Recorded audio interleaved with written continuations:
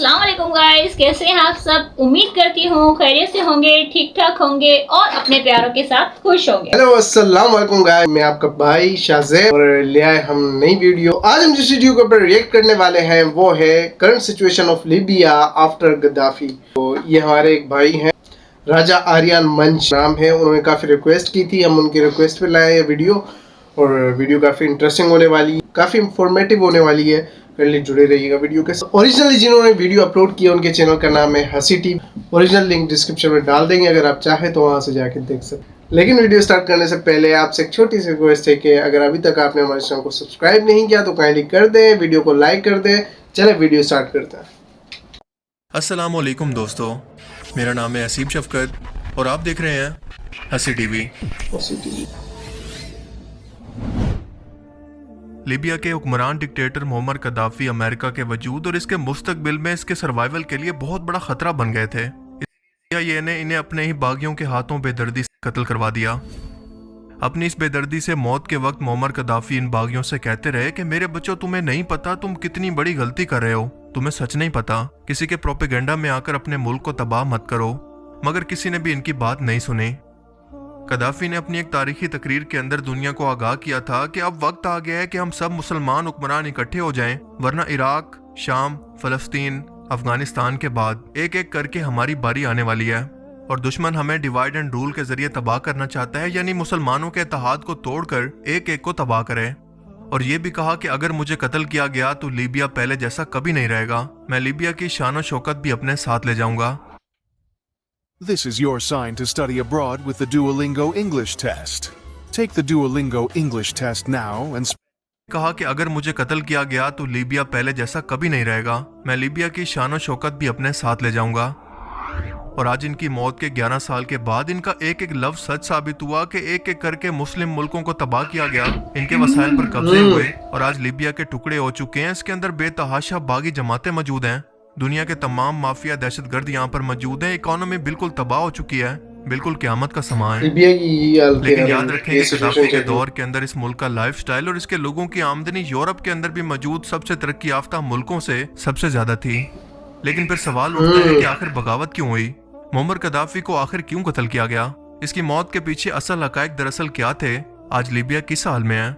कद्दाफी की मौत के बाद हिलरी क्लिंटन और हॉलीवुड फिल्म इंडस्ट्री के अंदर कैसे इनका मजाक बनाया गया, इन सब हकायक से हम क्या सीख सकते हैं।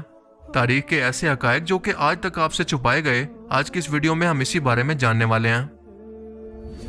2011 में CBS चैनल को इंटरव्यू देते हुए US secretary of state Hillary Clinton का मोअम्मर कद्दाफी की मौत पर कहना था कि हम आए, हमने इसे देखा और वो मर गया, और इसके बाद एक कहका लगाकर इसकी मौत का मजाक बनाया। हिलरी क्लिंटन के ये अल्फाज कद्दाफी को नेटो और इसके साथियों की मदद से अपने ही ब्रेन वॉश बागी लोगों के हाथों एक साजिश के जरिए बेदर्दी और शर्मनाक तरीके से 20 अक्टूबर 2011 को जलील और रुस्वा करके कत्ल करने के बाद के थे। जलील और रुस्वा का लफ्ज मैंने इसलिए इस्तेमाल किया क्योंकि पहले इन लोगों ने मोअम्मर कद्दाफी को 5 गोलियां इनकी पेशाब वाली जगह पर मारी। जब इनके अंदर शुरू हुई तो इनके कपड़े फाड़ कर लातों और मुक्कों से इन्हें मारा गया, जिसके बाद इनके सर और पेट के अंदर गोलियां मारकर इन्हें कत्ल कर दिया गया। इस दौरान अपने चेहरे से साफ करते हुए वो बस यही कह रहे थे कि खुदा इस जुल्म की इजाजत नहीं देता। मेरे बच्चों, आप नहीं जानते कि क्या सही है और क्या गलत। लेकिन वक्त ने यह साबित कर दिया कि इनकी मौत के बाद लीबिया आज एक जहन्नुम से भी बदतरीन जगह बन चुकी है।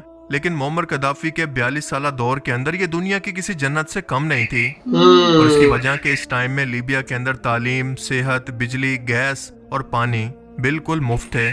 जी आपने सही सुना, किसी के घर में कभी इसका कोई बिल नहीं आया। आज भी आप किसी एक तरक्की याफ्ता मुल्क की भी मिसाल नहीं दे सकते कि जहां पर ये तमाम बुनियादी जरूरियात मुफ्त हों और लोगों का लाइफस्टाइल इतना हाई हो। इसके अलावा लीबिया में सैलरी और बिजनेस टैक्स फ्री थे। लीबिया का स्टैंडर्ड ऑफ लिविंग पूरे अफ्रीका में सबसे हाईएस्ट था और ये मुल्क तेजी से तरक्की करके दुनिया की सबसे मजबूत मईशत बनने जा रहा था। लीबिया में अगर कोई शख्स एग्रीकल्चर या फार्मिंग को पेशा बनाना चाहता तो इसे जमीन, घर, इक्विपमेंट, लाइफ स्टॉक, खाद सब कुछ हुकूमत मुफ्त में देती। यहाँ कोई भी शख्स बेघर नहीं था क्योंकि लीबिया में हर शख्स के पास अपना जाती घर होना एक बुनियादी जरूरत माना जाता, जिसके अंदर हुकूमत इनकी मदद करती। किसी भी स्टूडेंट को जॉब ना मिलने तक हुकूमत इसे सैलरी देने की पाबंद थी। गद्दाफी के दौर में लीबिया का लिटरेसी रेट यानी पढ़े लिखे लोगों की तादाद 10% से बढ़कर 88% तक जा पहुंची थी। शादी के वक्त हर कपल को $50,000 और डिलीवरी के वक्त माँ और बच्चे को $5,000 वाह। हुकूमत अदा करने की पाबंद थी। नई गाड़ी कमाल खरीदनी है तो यार। उसकी आधी पेमेंट हुकूमत करती।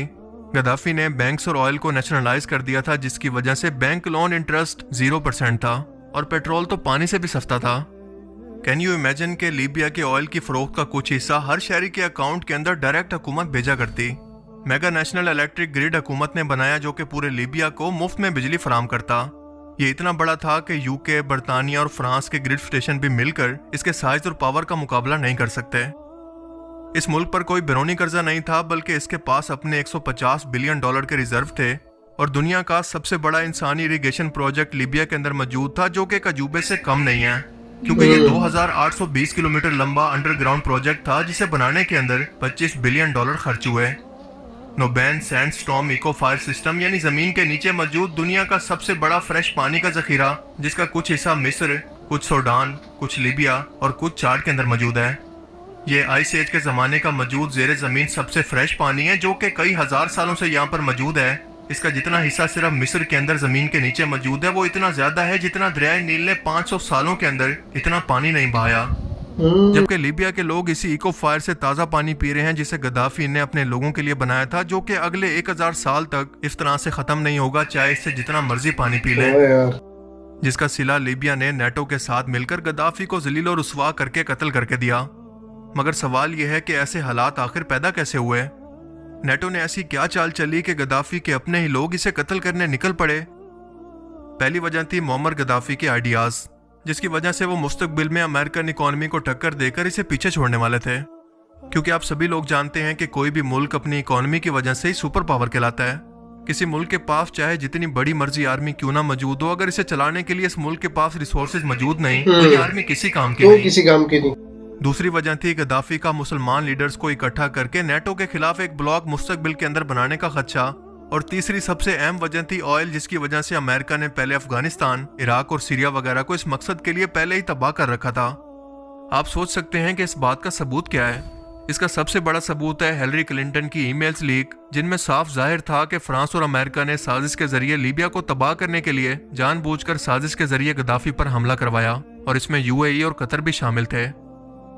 इसके अलावा एक और सबसे अहम तरीन वजह जो कि लीबिया पर अटैक की वजह बनी वो ये थी कि लीबिया क्योंकि अफ्रीकन कॉन्टिनेंट के अंदर आता है और लीबिया के पास 143 टन गोल्ड रिजर्व मौजूद थे, तो इसका मुस्तकबिल में इरादा था कि वो पूरे अफ्रीका के अंदर अपनी एक गोल्ड दिनार की करेंसी को लॉन्च करे, जिसके बाद ये पूरे अफ्रीका के अंदर अपनी खुद की गोल्ड करेंसी यानी गोल्ड दिनार के अंदर ऑयल की ट्रेड करता। और यूं अफ्रीका में मौजूद 17 फ्रेंच कॉलोनीज रह चुके मुल्कों के अंदर भी फ्रांस की करेंसी की बजाय अब इस गोल्ड दिनार के अंदर ट्रेड होती, जिसके बाद आहिस्ता आहिस्ता फ्रांस का कंट्रोल इन फ्रेंच कॉलोनीज पर खत्म हो जाता, ये उनके असर से आजाद हो जाते। इसके साथ साथ गद्दाफी ने यह बहुत बड़ा फैसला भी कर लिया था कि पूरी दुनिया के अंदर क्रूड ऑयल जो कि US डॉलर के अंदर बेचा जा रहा है, अब हम इसे यूरो, रशियन करेंसी रूबल और रुपए में भी बेचेंगे। और आप लोग जानते हैं कि अमेरिकन करेंसी के स्ट्रांग होने की सबसे अहम वजह यह भी है कि ऑयल ट्रेड या बाकी इंटरनेशनल ट्रेड जो कि अमेरिकन डॉलर्स के अंदर होती है, इसकी वजह से अमेरिकन डॉलर की डिमांड बढ़ती है, जिसके बाद इसकी वैल्यू ऑटोमेटिकली बढ़ जाती है। लेकिन गद्दाफी का यह फैसला सीधा सीधा अमेरिकन करेंसी की मौत था। इसके अलावा लीबिया ने अमेरिका के राइवल मुल्क मसलन चाइना, रशिया और इंडिया से इनकी अपनी करेंसी के अंदर अरबों डॉलर की ऑयल की डील की थी। इस फैसले से अमेरिकन डॉलर की डिमांड कम होकर IMF और वर्ल्ड बैंक का कंट्रोल भी इन मुल्कों पर खत्म हो जाता, जिन दो बड़े इदारों से अमेरिका पूरी दुनिया के मुल्कों की इकोनॉमी पर डायरेक्टली ना सिर्फ असर अंदाज होता है बल्कि इनको अपनी शराइत के नीचे बांध कर रखता है। यानी अफ्रीकन मुल्कों को वर्ल्ड बैंक के कर्जों से या ट्रैप से हमेशा के लिए आजाद कर दिया जाता, जिसका मतलब कि अमेरिका का सिर्फ लीबिया पर नहीं बल्कि पूरे अफ्रीका पर कंट्रोल मुस्तकबिल के अंदर खत्म होने वाला था। लिहाजा ये बात तो बिल्कुल साफ है कि अगर अमेरिका इस वक्त कोई एक्शन ना लेता तो ये बाकी मुल्कों के लिए एक ट्रेंड सेट होता, और वो भी एक के बाद एक बिल्कुल ऐसा ही करते जो कि इनका हक भी है। मगर ये अमेरिका के मफाद में नहीं था कि इसका कंट्रोल बाकी दुनिया के ममालिक पर खत्म हो जाए, क्योंकि इसी एक वजह से तो वो बाकी दुनिया के ममालिक पर जब चाहे सैंक्शंस या पाबंदियां लगा देता है। और ये रेवोल्यूशनरी आइडियाज मुअम्मर गद्दाफी की मौत की असल वजह बने, जो कि इसके अपने लोगों के मफाद में थे।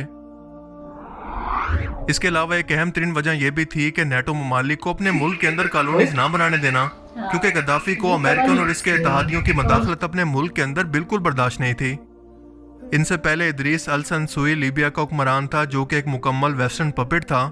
इसने नेटो के कई बेस लीबिया के अंदर बनाए थे, जिनके अंदर 5 इटालियन बेस सबसे अहम थे, और गद्दाफी ने आते ही इन सब अहम तरीन बेसिस को खत्म कर दिया। इसके अलावा आप जानते हैं कि लीबिया के अंदर क्योंकि ऑयल के बहुत ज्यादा ज़खायर मौजूद हैं, और जब गद्दाफी ने इसे नेशनलाइज कर दिया तो इसका मतलब ये था कि कोई भी बाहर की कंपनी लीबिया में आकर ऑयल नहीं निकाल सकती और ना इसे कंट्रोल कर सकती है। लेकिन अमेरिका, फ्रांस, बरतानिया और कतर को अपनी जरूरियात के लिए यह ऑयल हर सूरत में चाहिए था। Hey girls, सब ready? Next contestants. फ्रांस, बरतानिया और कतर को अपनी जरूरियात के लिए यह ऑयल हर सूरत में चाहिए था। अगली वजह यह थी कि गद्दाफी वेस्ट को ललकारा करते थे कि इनके किसी कानून को ना मानते, और कई बार इंटरनेशनल मौकों पर इनकी पॉलिसीज पर क्रिटिसिज्म भी किया, क्योंकि इनका मानना था कि लीबिया का अपने रिसोर्सेज पर मुकम्मल इख्तियार है कि इसे जैसे मर्जी इस्तेमाल करें, कोई इसे डिक्टेशन या हिदायत बिल्कुल ना दे। गद्दाफी को अपने फॉरेन अफेयर्स के अंदर भी किसी तरह की बैरूनी मदाखलत बर्दाश्त नहीं थी, और इन पॉलिसीज की वजह से वेस्ट को बहुत ज्यादा नुकसान हो रहा था। लिहाजा ये इसे कितनी देर बर्दाश्त करते, इनकी आंखों में ये शख्स कांटे की तरह चुभने लगा था। लिहाजा गद्दाफी का जाना तय हो गया, मगर जंग से नहीं बल्कि साजिश से। दरअसल हुआ कुछ यूं कि 2010 के आगाज के अंदर इकोनॉमिकल इंस्टेबिलिटी के चलते अफ्रीका के मुल्क तुनिसिया के अंदर गवर्नमेंट के खिलाफ पीसफुल मुजाहिरे शुरू हुए, जो नहीं रह सकता। इजिप्ट, सीरिया, बहरीन और यमन तक जा पहुंचे, और वेस्टर्न मीडिया ने इसे हथियार के तौर पर इस्तेमाल करने का फैसला किया और इन मुजाहिरों को अरब अपराइजिंग का नाम दिया। 15 फरवरी 2011 के अंदर ये मुजाहरे लीबिया के शहर बंगाजी में शुरू हुए फतेह तारोल नाम के ह्यूमन एक्टिविस्ट के अरेस्ट के खिलाफ, और देखते ही देखते कई बागी इकट्ठे होकर गद्दाफी की हुकूमत के खिलाफ एक नई गवर्नमेंट बना लेते हैं। कतर और वेस्टर्न मीडिया इसे बड़ा चढ़ाकर दिखाता है, और ये भी कि गद्दाफी इसे रोकने के लिए ताकत का इस्तेमाल करके अपने ही लोगों को मार रहा है। हालांकि ऐसा बिल्कुल नहीं था, पर वेस्ट को इससे अच्छा मौका नहीं मिलने वाला था, और इसी बहाने को सामने रखकर यूनाइटेड नेशन ने 17 मार्च 2011 को 1973 की रेजोल्यूशन के तहत नेटो और इसके तादियों को लीबिया में हमला करने की इजाजत दे दी कि लीबिया के लोगों को गद्दाफी से बचाएं। हालांकि इस रेजोल्यूशन की वोटिंग के अंदर इंडिया, चाइना, रशिया, ब्राजील और जर्मनी ने वोट डालने से मना कर दिया था कि हमें इसके सबूत नहीं मिले। मार्च 2011 के अंदर लीबिया पर यूरोप और मिडल ईस्ट के 10 मुल्कों ने हमला शुरू किया, जिसके बाद 7 और मुमालिक भी इसके अंदर शामिल हो गए, यानी 17 मुल्क और लीबिया अकेला, कोई दोस्त साथ नहीं।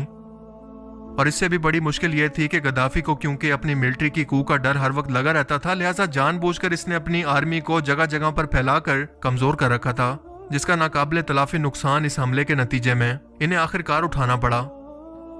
20 अक्टूबर 2011 को गद्दाफी 80 गाड़ियों के काफिले के अंदर बेंगाजी शहर जा रहे थे कि नेटो फोर्सेज ने इनके फोन से इनकी लोकेशन ट्रेस करके ड्रोन के जरिए इनकी गाड़ियों पर हमला करके इन्हें ज्यादातर को तबाह कर दिया, और गद्दाफी अपनी जान बचाने के लिए एक ड्रेनिंग पाइप के अंदर घुस गए, लेकिन बागियों ने इन्हें देखकर इस पाइप से बाहर निकाला और इंतहाई बेदर्दी और सफाकी से कत्ल कर दिया। ओहो।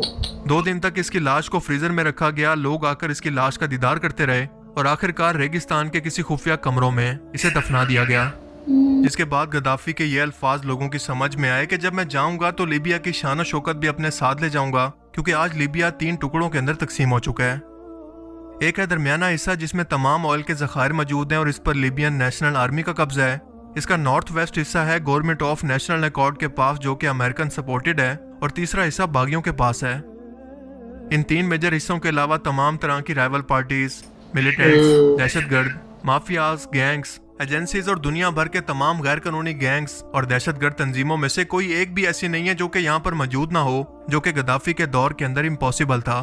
यहाँ पर हर कोई किसी न किसी से लड़ रहा है, सब आपस में लड़ रहे हैं लीबिया के ऑयल के लिए। लीबिया पर नेटो ने जंग मुसल्लत की थी लीबिया के लोगों को गद्दाफी से बचाने के लिए, लेकिन इस वक्त जब इस मुल्क के लोग एक दूसरे से ऑयल पर कब्जा करने के लिए लड़ रहे हैं, इस बात से यूनाइटेड नेशन को कोई मसला नहीं, ना ही नेटो फोर्सेस को, क्योंकि उनका मकसद तो पूरा हो गया। इस वक्त लीबिया के अंदर करप्शन, तबाही, बेरोजगारी, क्राइम, कत्ल हर जगह पर बस यही नजर आता है। इनका हाल पूछने वाला दुनिया में कोई नहीं। लीबिया के लोग आज भी इन लोगों के मुंतजिर हैं जो कि इन्हें गद्दाफी से बचाने के लिए और एक अच्छा मुस्तकबिल देने आए थे। यहाँ के 50,000 लोग अपनी जानें देकर आखिरकार समझ गए हैं कि जब मैं जाऊंगा तो लीबिया की शान और शौकत को भी अपने साथ लेकर जाऊंगा। ऐसा ही हुआ। का मतलब क्या था? तो गाइस ये थी वीडियो, और वीडियो काफी इंफॉर्मेटिव थी, और इसमें दिखाया गया है कि यार किस तरीके का इंसान था वो, और उसने अपने मुल्क के लिए क्या कुछ नहीं किया और अपने मुल्क के लिए ही खुद को गंवा दिया। और ऐसे और भी बड़े बड़े नाम हैं। अब क्या कहना चाहेंगी? एक सच्चा इंसान था। एक सच्चा इंसान। हाँ। और हक और सच कभी छुप नहीं सकता, ये बात भी सच है। तो कैसी लगी आपको हमारी वीडियो, कैसी लगी, रिएक्शन कैसा लगा? अगर आपको वो वीडियो अच्छी लगी हो तो काइंडली हमारे वीडियो को लाइक कीजिएगा, चैनल को सब्सक्राइब कीजिएगा। मिलते हैं नेक्स्ट वीडियो में, तब तक के लिए अल्लाह हाफिज।